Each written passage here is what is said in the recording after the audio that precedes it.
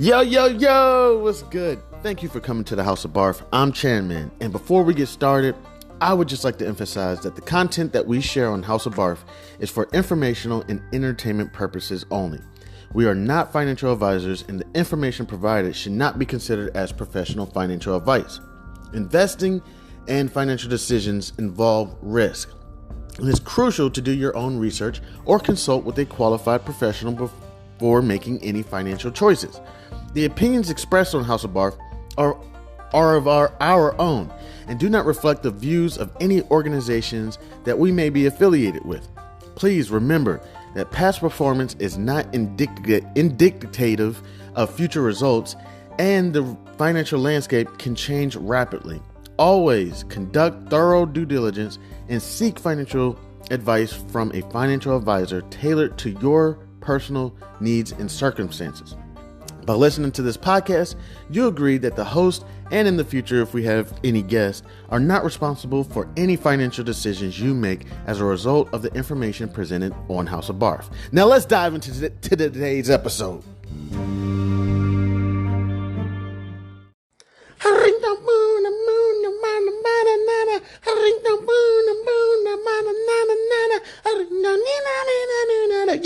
Yo, what's good? It's Chanmanhouseofb.a.r.f. What's poppin'?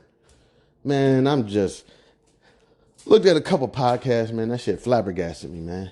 I'm listening to this whole Cam Newton thing, man. With him talking about Brock Purdy and Dak Prescott and Jeff Goff being game managers. I was astonished, man. I was like, one thing first, game manager. I mean, seriously. I mean, what do they say? You got a well-oiled machine, let it run. What's wrong with being a game manager? I don't get it. But on the other end, I don't know if we can put Brock Purdy and Jeff Goff in the category. Look, I love the Cowboys. Big fan of Dak Prescott. But Jeff Goff and I seen Jeff Goff in the playoffs that last game miss. Oh my gosh, it was like a flea flicker or some type of play like that, and it like slipped out of his hand or something. But other than that, Jeff Goff, I mean, he pretty much stays on top of his game, if I had to say. And then, look what he did at the Rams. You know what I'm saying? He was going up against some major defenses. That was when the House of Boom, was still kind of prevalent. Maybe they're getting a little bit older, you know what I'm saying? But, Jeff was holding his own down. I think Ed Thomas wasn't there anymore. Maybe Chancellor, but I know Richard Sherman was there. Chancellor might have been there, but he was banging with those guys.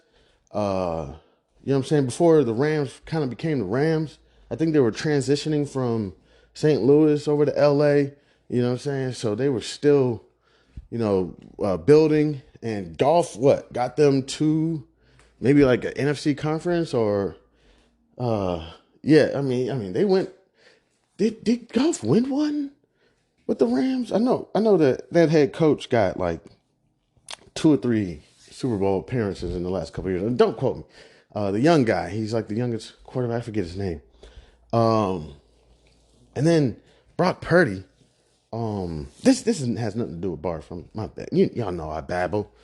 I'm the town Babylon. Brock Purdy, man. I don't know, man. This guy, I don't know, man. Game manager. I don't know what it is. He's different. Like when he turns on, when he locks in, I've only been watching him a couple of years. I really don't know him from a couple of years ago. You know what I'm saying? Prior to a couple of years ago.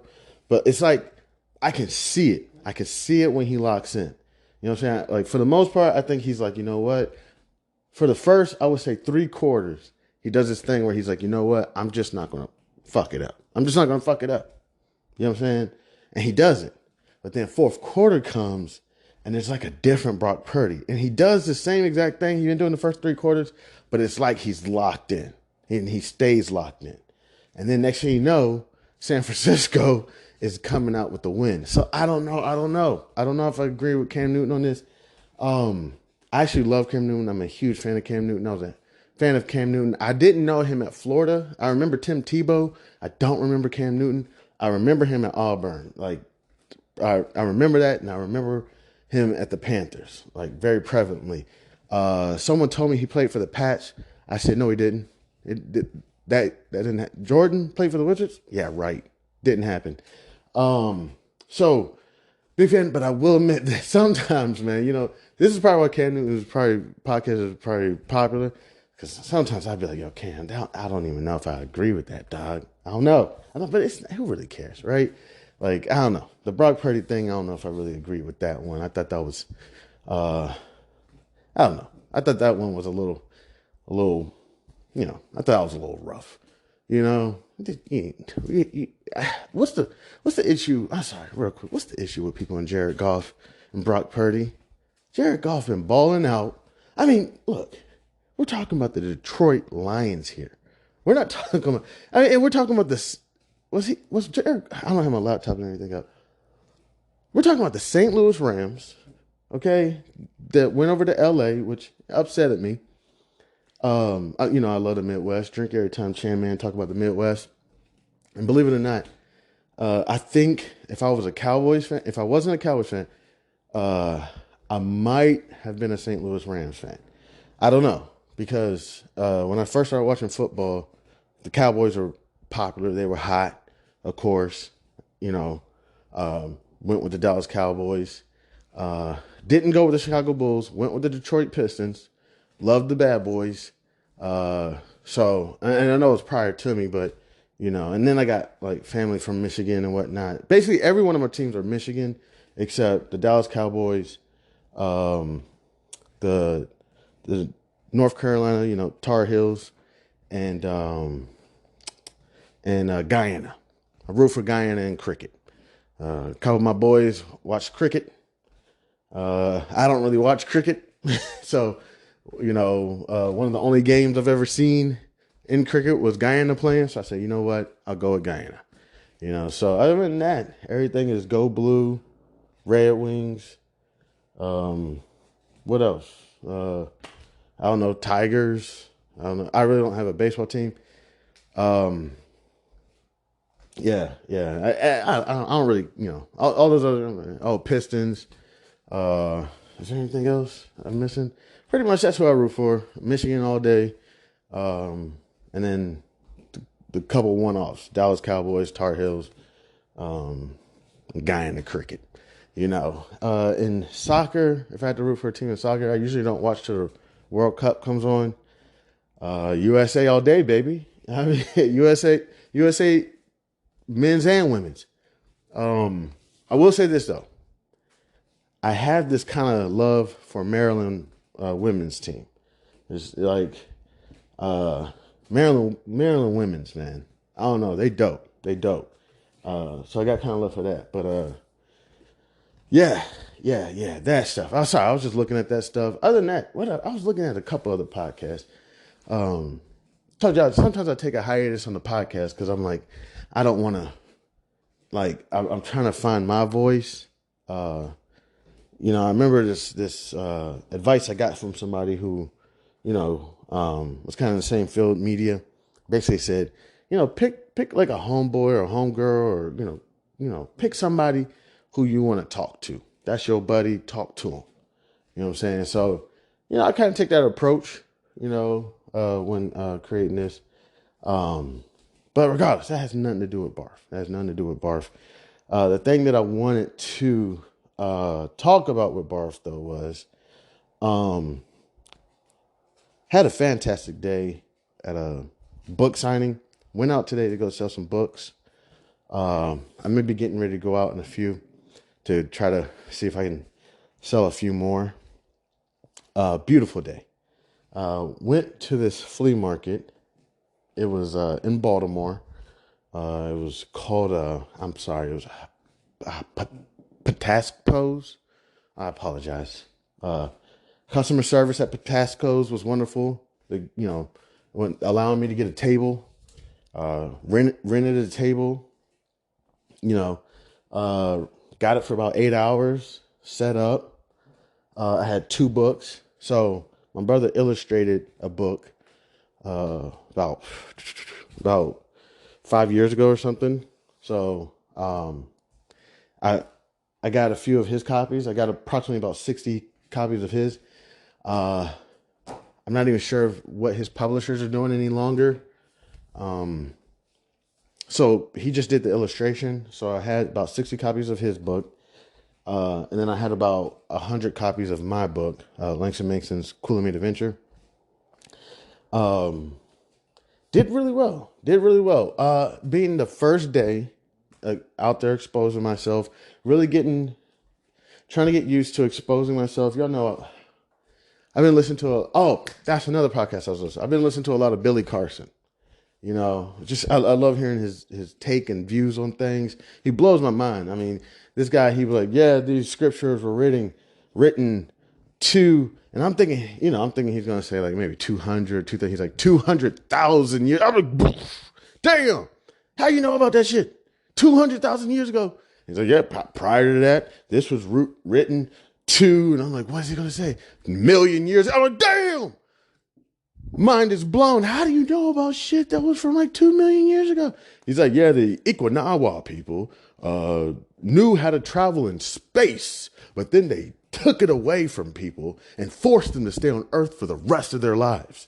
It's like, what? That's crazy.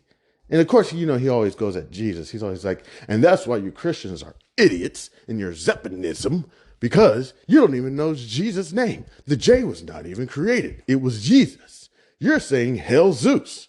I'm like, oh, okay. Really, his name is Yahweh, or I forgot what it is, Yahweh or Yewisha or something. I don't know. You know, I'm like, oh crap. You know, and seriously, I just listen to it. Look, one thing about me, I just love different perspectives. It's not that I'm going to go off and be like, Mom, you've lied to me my whole life. I'm renouncing my faith. You know, and I'm sure that he's like, y'all are, you know, he even says it, y'all are butthurt because I'm tearing things down that you believed your whole life and your mom and your dad believed. And the older you are, it's the harder to break it down. I'm like, dude, listen, you got it. You're good. You know, you're good. It's cool, man. You know, that's what faith is. It's people that come at you. I mean, seriously, it's like marriage. It's like what you do. People come at you all day. Man, your woman she ain't loyal. She ain't faithful. I seen her at the Target with another man. Like, for real? Damn. You know, fucked up. You know, but you just keep pumping. You keep respecting each other, being loyal to each other. You know, you keep trying. You just keep pushing through it and, I don't know, maybe seek therapy and whatever it is. But, you know, you just don't go around just, me personally, I don't know. You may disagree, but nah, that ain't me, dog. I'm out. I'm like, nah, man, you can't be bouncing around every time somebody drops a bomb on you. You know what I'm saying? You got to keep your composure. You know, that's one thing I'm really working on with exposing myself is I feel like God is, Shannon, we got to get you balanced. We got to get you balanced, okay? Like, because I could easily, and I'm not proud about this, I could easily kind of lose my cool if, you know, a group of people come and they're just like, oh, your book is trash and this is ass. I wipe my ass with your book. And I'm just like, damn, yo, come on, man. This is for children, you know, like, fuck this book. And I'd be like, dog, you know, like, whatever. I've already had one person, literally, I remember watching.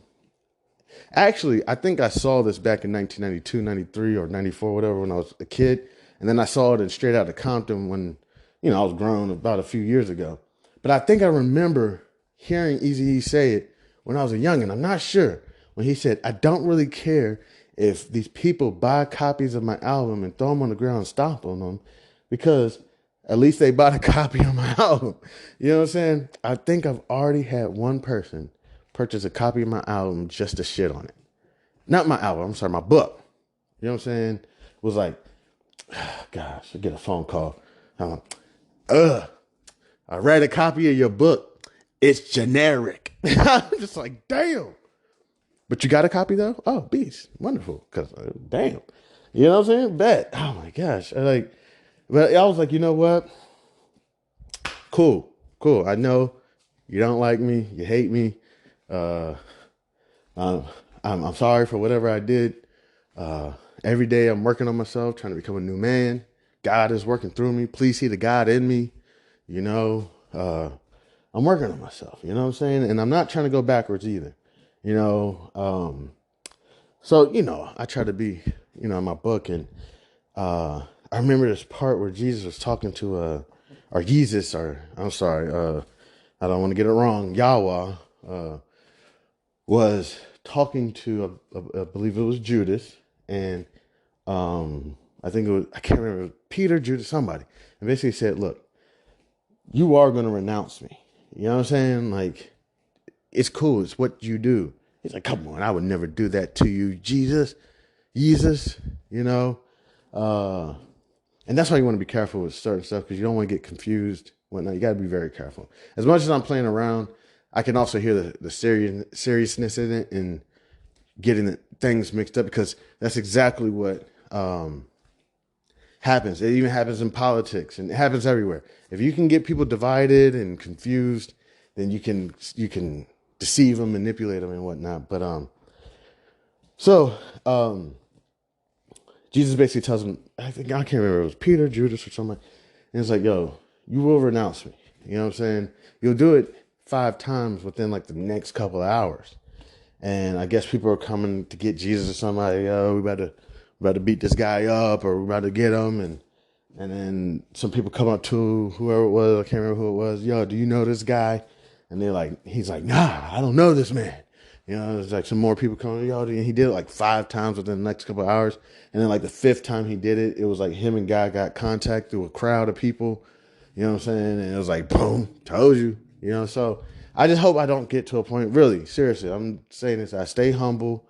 If this thing takes off, because I really got some support today. I'm not going to make it seem like I sold, 100 copies today. Probably no more, somewhere between 10 to 20 copies. I know I did keep an itinerary. It was, I believe it was about 10, at least. I was there I didn't stay the whole 8 hours. I will admit, around 2:30, I was like, I was hungry. I was getting, tired. I was like, you know what? It was only another 2.5 hours or something. I was like, man, I'm going to go ahead and get on the road early. And for some reason today it was just a day of, I don't want to say bad driving, but unfortunate incidents.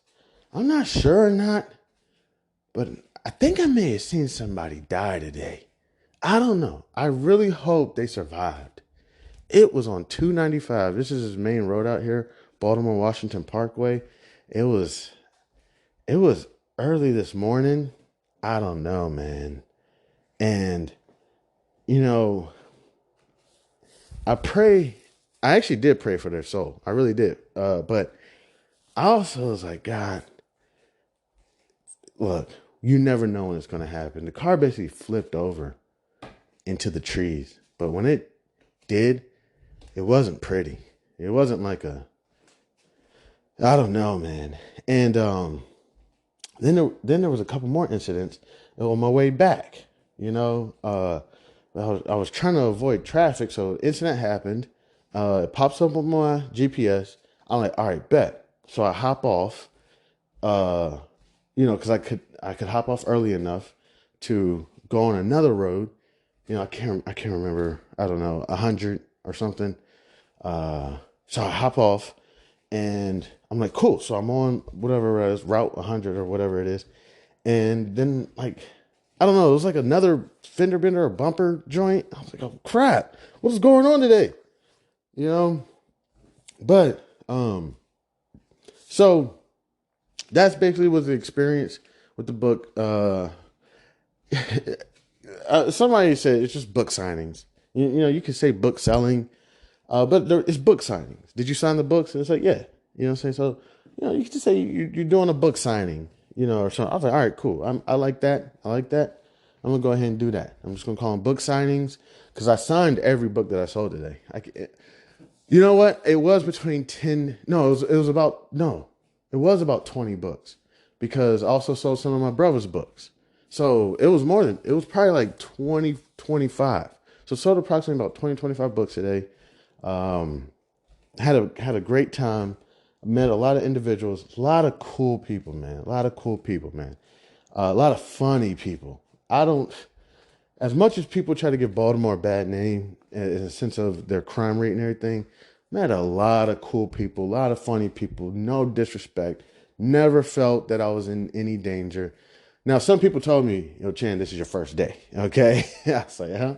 They're like, yeah, trust me. As more time and time goes on, you'll start seeing these individuals. It's your first day. You're coming. You're pleasant. You're cool. You're greeting everyone. Trust me, you're good.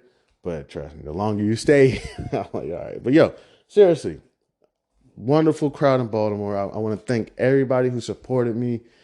So many people were excited to be able to support a Black author. I heard a couple people on their phone, girl, guess what I just did? I supported a Black author. Yeah, he here right now. He's signing books. I was like, yo, I heard you. I heard you. Well, actually, I didn't hear it. My pop was with me. He heard it and told me. I was like, yo, is that what she said? He's like, yeah, she's on her phone telling people. I was like, oh, cool. It was really cool. It was cool, man. So yeah, that's what happened. Then get home. One thing. I have a radio opportunity that came up. I just share this stuff not to like brag and boast. And I know this can become dangerous. You hear me say, don't share your pearls with swine. You know what I'm saying? So it's kind of like I can keep this stuff quiet and keep it to myself. But dog, seriously, I seen an accident today, an incident, whatever today that, I mean, it can happen at any moment. It can happen at any moment. So if I share my pearls of swine and people don't accept it and people don't understand it and they want to go ahead and try to tear me down, then it is just what it is, But at any moment, anything can happen.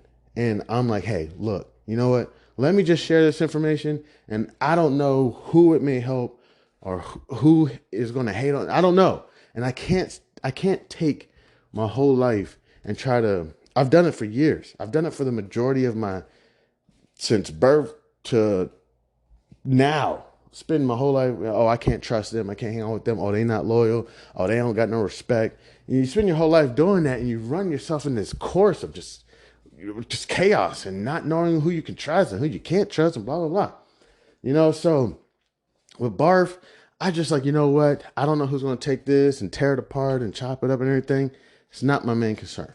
My main concern is if there's one or two people out there who can find some meat on the bone and it can help them, whether it's on the low. I'm not no preacher or nothing, but on the low, maybe even spirituality wise, or maybe financially wise, or just even if one of my corny ass dad jokes makes them laugh.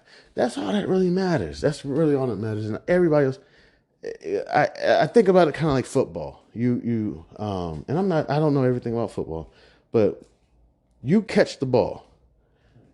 You got 11 people on the other side of that ball who are coming to kill you. You know what I'm saying? Like they're coming. That's essentially what it's kind of like, and you just got to do your thing. Just go do your thing, So, but yeah, essentially, got the book, rented a table, sold it, signed a lot of books, had a great time.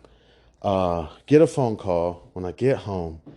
Oh, I forgot. Radio opportunity with so one of the people who got a book today ended up saying that they work for WFBR 1590 AM and would like to have me come on. I said, okay, cool. Blessing. So I'm going to try to work on that opportunity.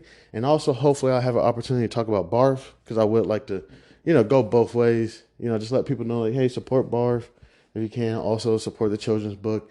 And also, there is plenty more to come. Okay, when I get this money, yes, I'm trying to be transparent. I am going to take care of myself and my family. But also, I'm going to take care of, I'm going to try to take care of the world. You know what I'm saying? And then also, I may be doing a partnership with a foundation. Here, give me one moment, please. Yeah, so and I'm trying to say these things as humbly as possible. Believe it or not, I do have an issue with when I'm down and out. I don't mind being transparent, testifying, telling people what's going on. When things start going in a positive direction, I'm very cautious of telling people what's going on in my life because I get worried that some people are going to become jealous and envious and are going to want to try to, tear me down or whatever. You know, um, just out of pure, what is it? The rule of like threes or something.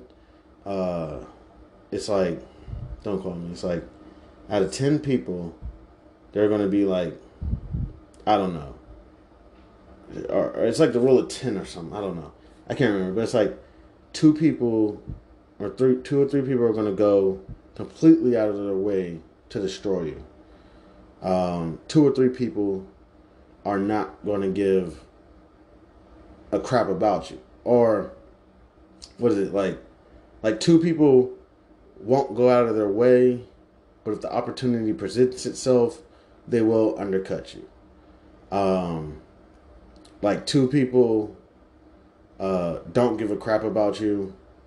They're not for you. They're not against you. That's just it. Then there's two people who won't go out of their way, but if the opportunity presents itself, they will help you. And then there's two people who essentially will go out of the way and do anything they can to help you. So the crazy thing about me saying that right now is like a light bulb just went in my head. I'm sorry, it just did. And it's like essentially you're living your life surrounded around what? Essentially six individuals. The two people who go out of their way to destroy you, the two people who won't go out of their way, but the opportunity presents itself, they'll destroy you. And then the two people who just don't get in your way, they don't get out of your way, whatever. So essentially, you're living your life for six individuals, me, and there's still four individuals out there who are out there to help, and and the crazy thing is, I really don't think about those people. I'm always thinking about the people who are trying to tear you down. So when I talk about these things, I really hope it doesn't come off as, he's just boasting, he's just expressing himself. Um, he needs to get a therapist or whatever. It's really, I'm really essentially, I've said this before. I kind of wish that there was like a movie or a TV show. If you kind of even look at the Housewives, I mean, I really haven't looked at a lot of those shows in a while. Basically, since I've been estranged. Um, but essentially, if you look at those shows, it really is like a guide. I mean, if you look at season one, no offense, I mean the quality is. I mean, you could tell. You could tell the people are kind of they're raw. And then you look at season 5 or 6, and they look tremendous. I mean, the makeups, the camera quality, the sound quality, it's a whole new show. You know, and I mean, I know that's not what the show is about, but if you try to take some meat on the bone, you know what I'm saying? That's really what the show is about. Is their journey from the very beginning. Now the show is about drinking and getting in fights. You know what I'm saying? But you can also take something from it. It's like, wow, look at Candy Perez. Well, she was a superstar already. But I don't know. Look at these women. Phaedra, or whoever it is. Cynthia. Or even if you want, look at the guys. What was it? Peter Thomas. Look at these guys. Essentially, I don't know what they were doing before the show, but from the start of the show to now, I mean, I ran into Peter not too long ago, probably like 3, 4. He may be up there all the time at a Bar One in Baltimore. You know what I'm saying? And I remember when he opened the joint in Charlotte, because I was there when it opened. I believe when it first opened. Yeah, when it first opened, I was there in the city. I wasn't in Atlanta when he first opened that joint, but when he opened the joint in Charlotte, I was there. And then he got a joint in Baltimore now. You know what I'm saying? And like, you see the progression. of these people over time. You know, the show may not show that. You know, again, it may just be drinking Vive and fighting. You know, but no, there's more to it.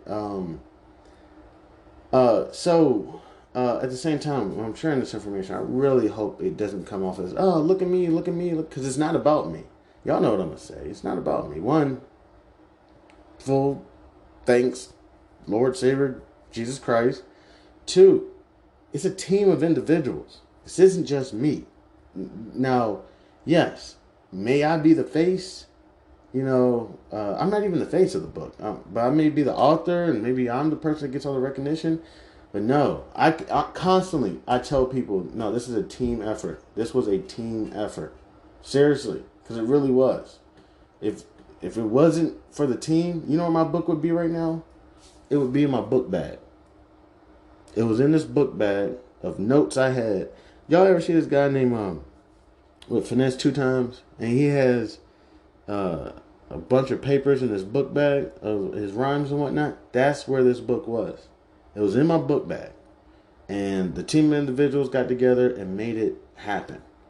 And there's nothing more crazy that I could say than watching something that you have envisioned in your mind and then it comes out and it's in your hand.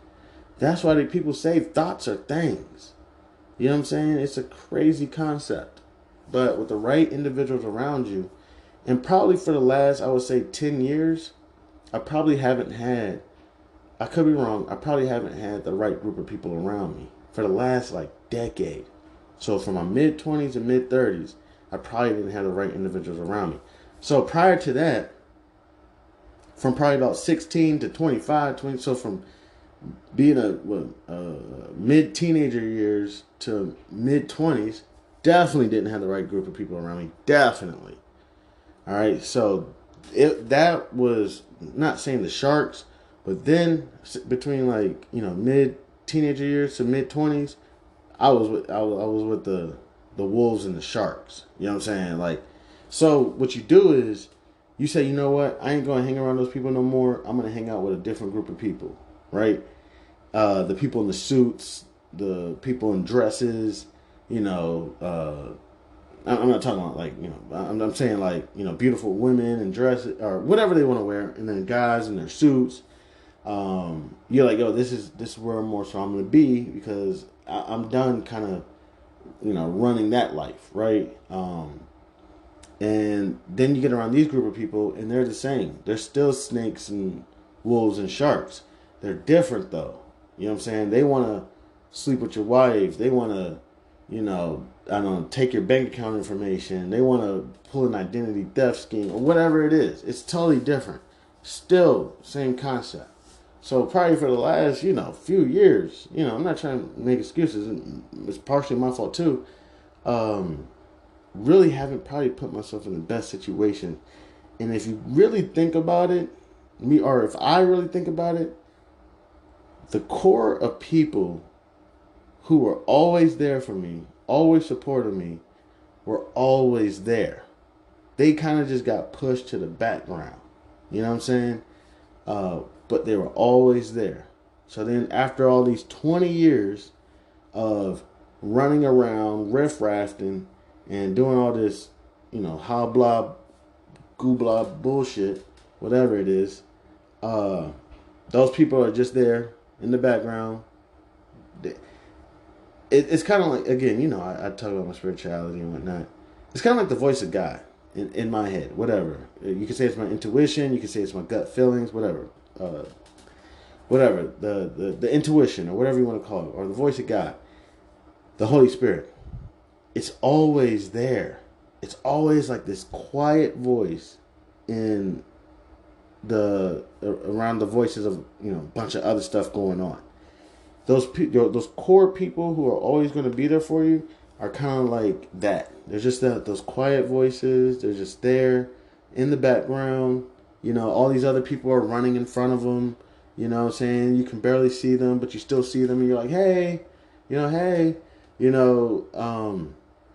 But then you're like, oh, but let me run off, and go hang out with these new group of friends and these group of friends and those group of friends and all these friends and family and move. This is my play brother. This is my play sister. Blah blah blah blah blah. And then I guess essentially, I guess I kind of hit a rock bottom. I mean, I really did. I mean, I was getting punched in the gut, the nuts, the face, all at like the same time, all at the same time. You know what I'm saying? It's rough. I'm still kind of going through it. The main thing is my spirit and my energy is okay. You know what I'm saying? I'm still going through it. Shit hasn't really changed. You know what I'm saying? But my view towards things is different. Um, so that's kind of the thing that's making me survive and be well. I'm staying focused. I'm staying focused on my market trading. I'm staying focused on this book. I'm staying focused on BARF. So it's keeping me occupied. Um, but still a bunch of bullshit going on. But and then also with the energy is I really feel God's with me. God is protecting me. God is with me. You know, and again, I'm. It's not like I'm just sitting there saying, God, I know you got me. I'm taking the steps. I'm creating episodes. Pretty much daily. I'm working on this book pretty much daily, moving forward. I'm working on my trading pretty much daily, moving forward. And I feel like I'm really being protected. I'm being taken care of. I have been applying for jobs. Nothing's came through. I even applied for a local grocery store. Didn't get it. I was like, damn. Because I applied for a local grocery store because I was like, I haven't heard back from any of these BDs, the broker dealers. I was like, let me just get a quick job real quick. Applied for a local grocery store. They were like, yo, we good. We fully staffed. I'm like, damn. Damn. Even the local grocery store don't want me. It's all good. Um, but yeah, I really do hope that when I share this information that it's like, um, again, like I kind of always wish that there was like a TV show of uh, like I heard Kanye West has like a documentary basically of his whole life, right? That was fantastic. That wouldn't be more so for me, but if like someone like, I don't know, Mark Cuban or Warren Buffett or Charlie Munger or I forget the lady. I'm sorry, the lady from Shark Tank, Barbara. I can't even remember her name, Cochran or something. I don't have my laptop in it. Let me see if I can do this real quick. I don't want to disrespect her like that. I'm gonna do Tank, Shark Tank cast. Give me 1 second. Lori Grinner, Damon John, Robert, oh goodness, Herjakov, Barbara Corkarian, Mark Cuban, and I think I'm pretty much going to stop there because then they name a bunch of other individuals that I must have missed that episode. But like people like them kind of had like a documentary from, you know what I'm saying? Like I know it sounds crazy, but from their like humble beginnings to like the decisions that they made, the steps that they took, all through. Which is kind of crazy because then you would just have to start from random times. Like even I don't have footage from when I was 16, and I will admit selling bootleg CDs, out of my book bag and out of the trunk of my car. Was doing all that. There's so much more. I'll talk about that shit later. But yeah, even I don't have all that footage. But it would be nice if there was like something where the steps that they took. So even earlier I was talking about it. So all right, so I went to. So that's one reason why I try to create BARF. So when I talk about even like this foundation opportunity, but real quick, one thing I kind of brushed over was. So I went to Patapsco. I apologize. I was out there in Baltimore, Maryland, and I went to go rent a table and. Uh, Wonderful customer service, and they allowed me to rent a table for approximately $25 for 8 hours. So that's what I did. I could have rented it for 16 hours, 8 hours on Saturday, 8 hours on Sunday. I didn't. I went ahead and did 8 hours on Saturday. I said I'm gonna take Sunday off. Chill with the family and everything. Because if things are about to start pumping, like the way I believe that they could start pumping, I need a day or two in between. I really thought that when I got out of Patapsco's, I was thinking I was going to go chill with my family, but people were busy. So I ended up basically eating some chicken and watching This Is Us on Netflix. Dozed off. But yeah, so I rented a table. I approximately greeted, I can't even tell you the amount of people I greeted. I can't even tell you. Hundreds of people I greeted. And I sold probably about 20 books today. Probably 10 copies of each book. 10 copies of my Langston Makes His Coolmate stand, and probably approximately about 10 copies of my brother's Lieutenant Arnold and the Missing Biscuit. Um, I'm not even sure what's going on with his publishing team. Um, so, yeah, um, that's what happened.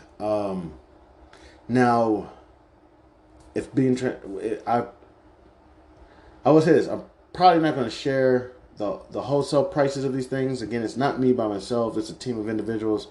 But yes, I do. I'm not making as much as you probably think off of a book. So even if I sold a book for $20, I would say I'm probably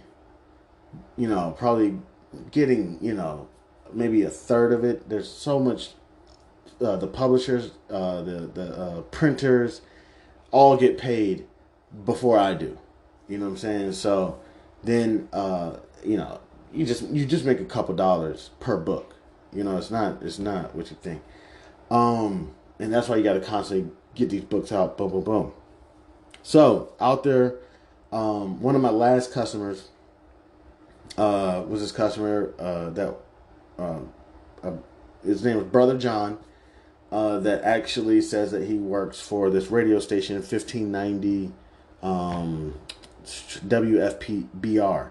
So he's like, you know what? I appreciate what you're doing out here for the community. You wrote a book about financial literacy, small business for children between the ages of about 5 to 11, 12. I would love to have you on my show. I said, cool. All right. So he was like one of my last customers before I started wrapping it up, and I'm on my way home.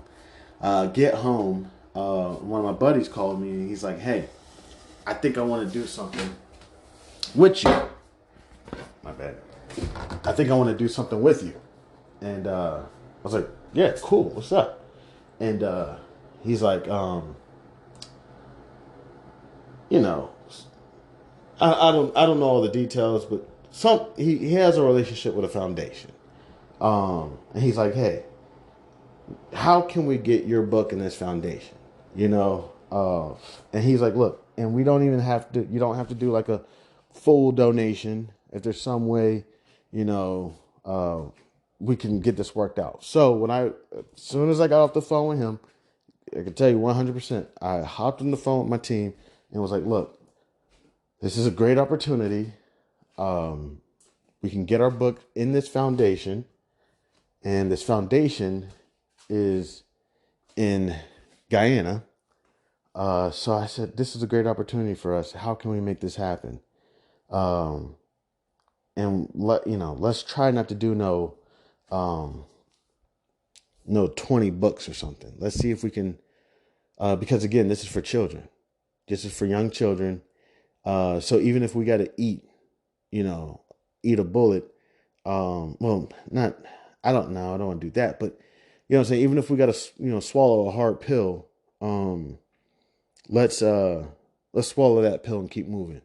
Cause the mission we're on is not about, don't get me wrong. It would be nice. It really would be nice to put my children, get them some drip, I keep getting asked about these Nike Techs and, Minnie Mouse hoodies and all these different things. And I would love it. I would love it.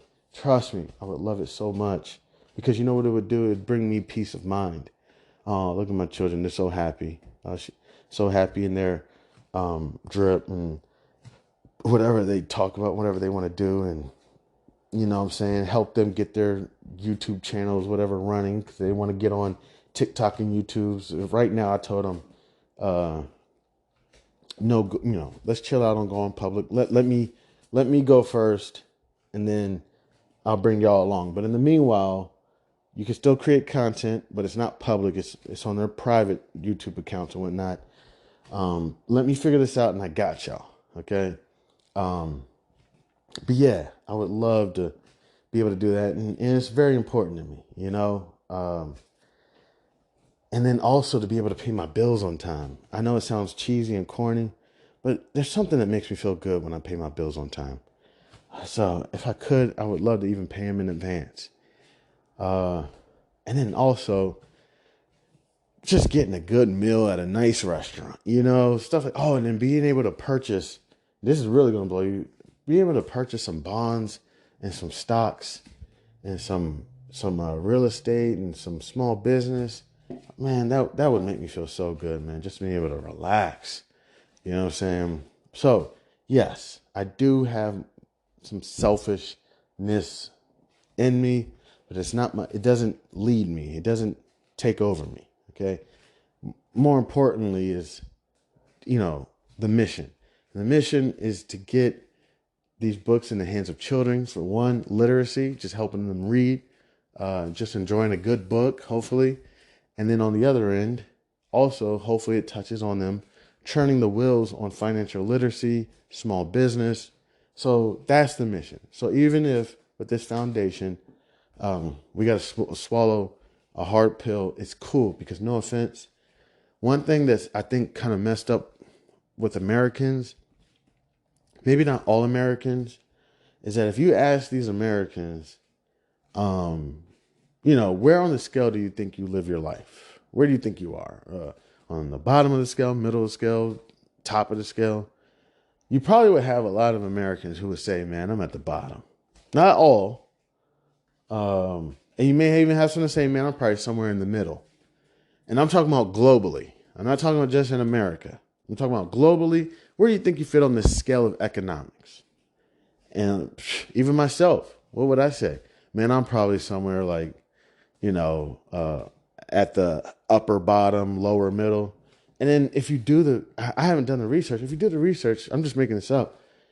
We're probably, Americans as a whole are probably somewhere in the middle to the upper class in the global economics, So for us to swallow a hard pill, you cannot imagine what these little ones have gone through in their environments, So what I say is, we gotta eat, $1,000 or something, and I'm broke. I can barely pay my mortgage. I got the phone call from my car company today talking about, hello, Chandler, this is blah, blah, blah financials, and we need you to pay your money. And I'm like, yo, I got y'all. Give me a break, please. I'm struggling right now, But for me to eat $1,000 or whatever, a couple $1,000 to go help children somewhere else, should not be. I know it sounds crazy because it's like, nah, dog, you got to take care of yourself and you got a family, but it's like, yo, we going to be all right. Okay. We're going to be all right no matter what. Okay. And also understand that I am not even touching on a bunch of things, but I won't. I'm not saying, but I'm not out there, rolling the dice, playing poker, you know what I'm saying? Sticking somebody up, trapping, jugging, whatever it is. Not doing none of that. We're going to be all right. We're doing this the legit way. We're going to grow this the legit way, and we're going to be all right. We're not going to have to look over our shoulders when we come to our doorstep and turn the key. We're not going to have to do a double take. Let me make sure there's nobody following me. Unless it's just some opportunity criminal, who just, is taking the opportunity. But other than that, no. Not because I did some dirt and I got to move to a different community, because I did some dirt. Now, maybe I might have to move to a different community just because, too many people found out where I live and now everybody's always, some shit like that. But not no like, things did some dirt. Now I got to look over my shoulder everywhere I go, giving myself PTSD. I mean that literally, like post-traumatic syndrome, because of some shit I did, and I've been stabbed. Now I can't trust anyone. Like, no, like, we're gonna be all right. We can eat this, even if we lose the houses and the cars and everything. God gonna make a way for us. Now, there's some other individuals who are, no offense, less fortunate. And I mean less fortunate. I don't mean to be rude. I don't mean to try to add two of them in there, you know. And I don't want these people to feel, bad about their lives or anything. But it's like, we can swallow a hard pill for these children. And you never know. This could spark a light in somebody's heart, somebody's mind, somebody's spirit to go do something that they never thought or intended they could do. But because they read Langston Mason's Cool and Made Adventure, it did something for them. And I'm sitting here trying to make $1 or $2 on every book sale, when easily we can just donate. So I got with my team, and we're going to get this figured out, and it's going to be beautiful, and it's going to be a beautiful thing. And we don't do it so that we can get the recognition. Am I going to be taking pictures?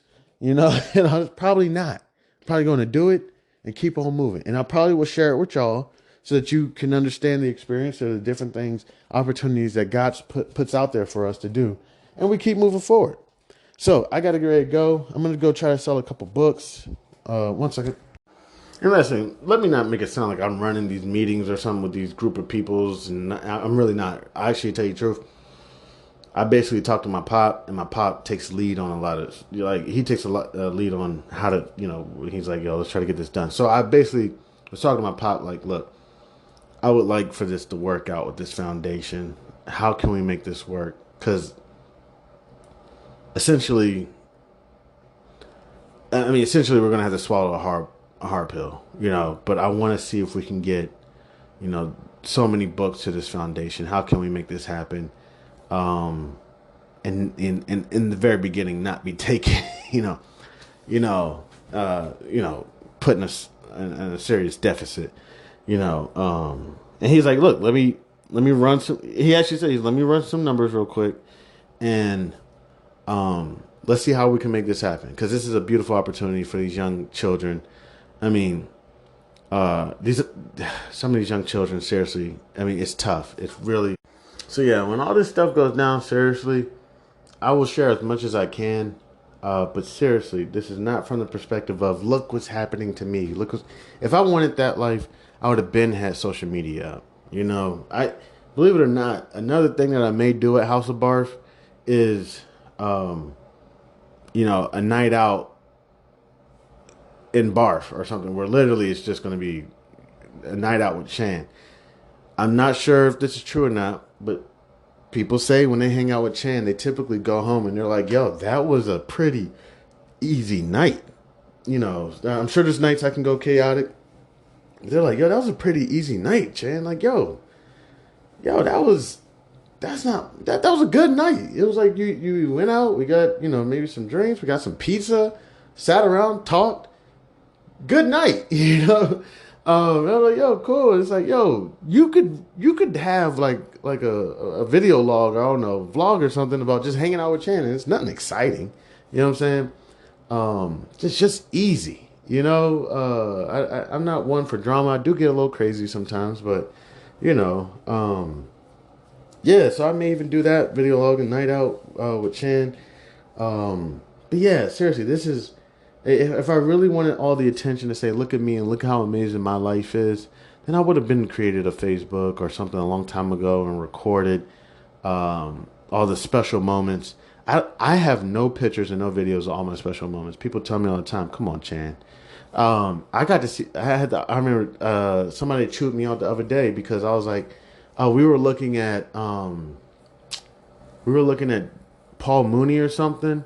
And I was like, oh, yeah, I remember when I got to go see him at Howard Theater. And people are like, what? You got to go see Paul Mooney? I was like, yeah, and guess who he brought out as a guest speaker? They're like, who? I was like, Dick Gregory. They're like, what? You got to see Paul Mooney and Dick Gregory the same night? Did you pull your phone out or anything? I was like, dog, I don't do that. The other day I got harassed by this guy out like damn near outside of my own home, asking me some questions about where I parked my car and whatever. Why's your car parked there or something? And people are like, "Yo, did you get it on camera?" I was like, "Nah." They're like, "Dude, Chan, you should have got that on camera." Like, you know what I'm saying? Because people need to see stuff like this. I'm like, "Yo, that's not me." Like, I just handle my situations. I go out, I hang out, party, whatever, get in some drama. Regardless, my camera does not come out. It's not who I am. I handle my situations. I go about my day. So yeah, this is seriously, for me, is just taking the steps, and seeing the journey. I mean, seriously, the day one, I was just listening because I'm trying to basically, I guess, I don't know, remaster my show or whatever. Not really, just like I gotta change the titles and the descriptions or whatever. I was starting the first episode. Literally, first episode was when I was terminated. You know what I'm saying? If it wasn't when I was terminated, it was probably a day or two before I got terminated from a job. And that's probably when I started creating Barf, because I was like, you know what? They're about to terminate me in a couple of days. I was like, I'm just going to go ahead and get started. To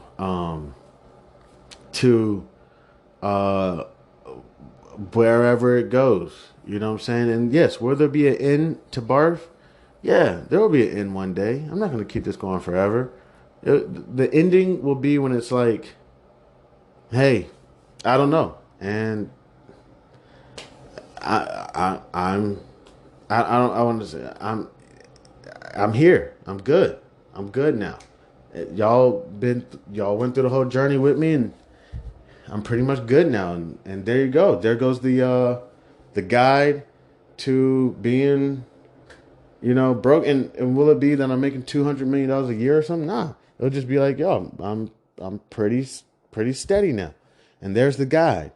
One of my homeboys was just telling me he wrote a book as well, but a long time ago, back in like 1992. It was a guide to a federal trial, something like that. This essentially would be that. It would be a guide from termination to, I don't know, exclamation. I don't know what it would be. But, this basic guide, just taking one step at a time. As y'all see, I trust in God. I try to trust in myself, trust in my team and people, and we just move forward and just keep going.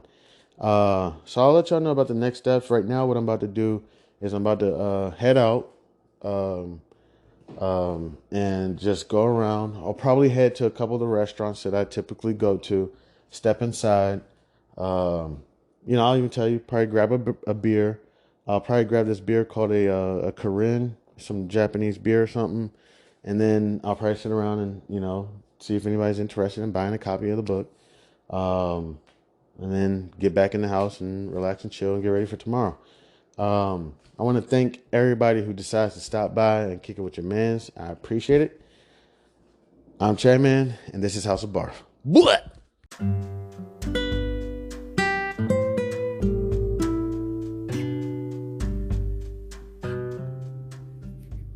I am thrilled to introduce you to an exciting new storybook journey that I believe will capture your imagination. Allow me to present Langston Mankson's Kool-Aid Stand Adventure, a compelling short story that promises to transport you to a world of interest, excitement, and learning.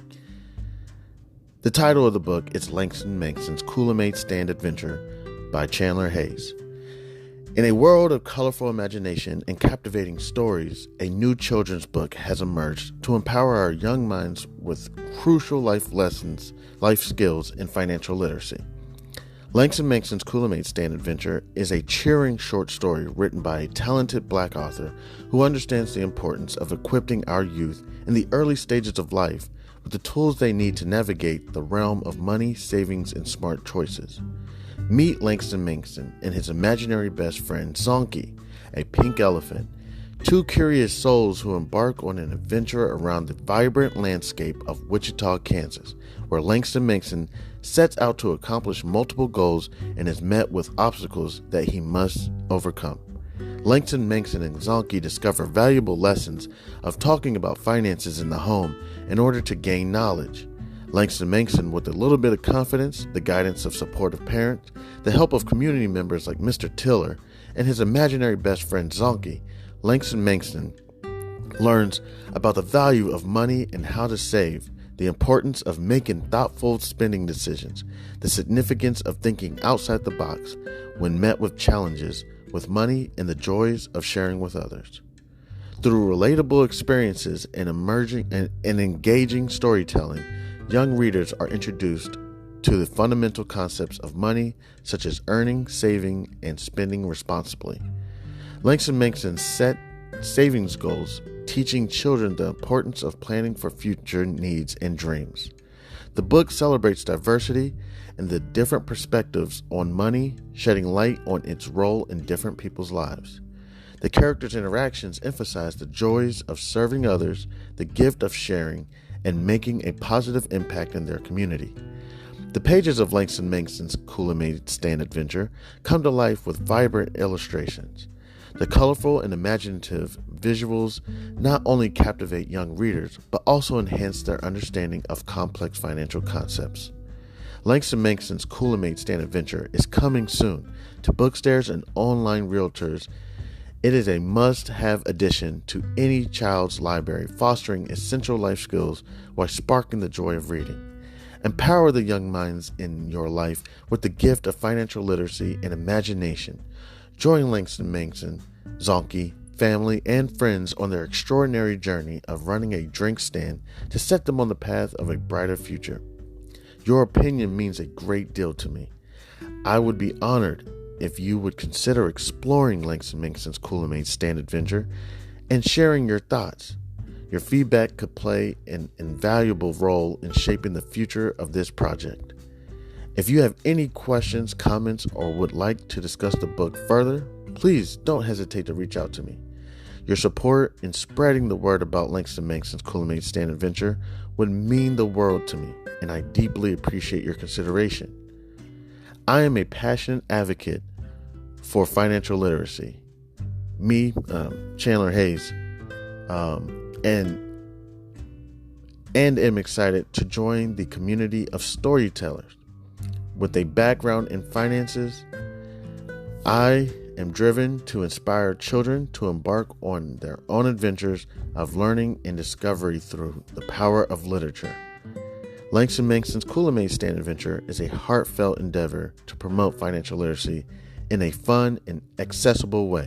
As a Black author, I'm committed to providing children of all backgrounds with the tools for success, and I am proud to contribute to a more financially informed generation.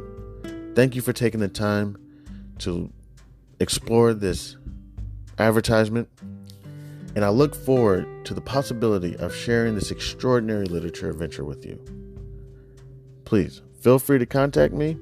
You can reach me at the email c287gph@gmail.com. All right, thank you. Warmest regards. Have a great day. God bless.